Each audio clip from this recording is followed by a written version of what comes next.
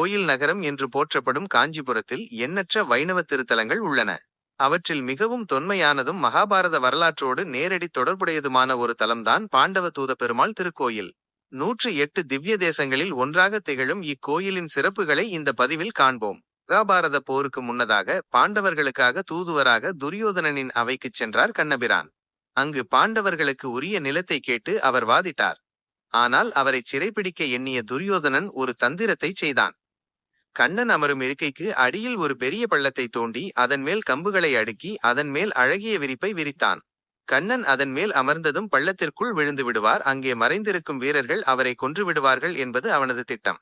ஆனால் எல்லாம் அறிந்த மாயக்கண்ணன் அந்த இருக்கையில் அமர்ந்தபோது தனது விஸ்வரூபத்தை காட்டினார். அவரது பிரம்மாண்டமான உருவத்தைக் கண்டு துரியோதனனும் அவையில் இருந்தோரும் நடுங்கினர். அந்த விஸ்வரூப கோலமே இங்கு மூலவராக திகழ்கிறது. இக்கோயிலின் சிறப்பம்சம் இங்கிருக்கும் மூலவர் திருவுருவம் ஆகும்.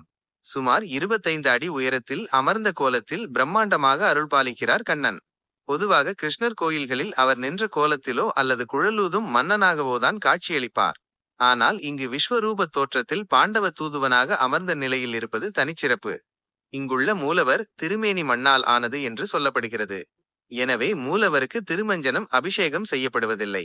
மாறாக தைலக்காப்பு மட்டுமே சாத்தப்படுகிறது. இக்கோயில் பல்லவ மன்னர்களால் தோற்றுவிக்கப்பட்டு பின்னர் வந்த சோழ மற்றும் விஜயநகர மன்னர்களால் விரிவாக்கம் செய்யப்பட்டது. இக்கோயிலின் சுவர்களில் முதலாம் குலோத்துங்க சோழன் காலத்து நிலக்கொடை பற்றிய கல்வெட்டுகளை இன்றும் நாம் காணலாம்.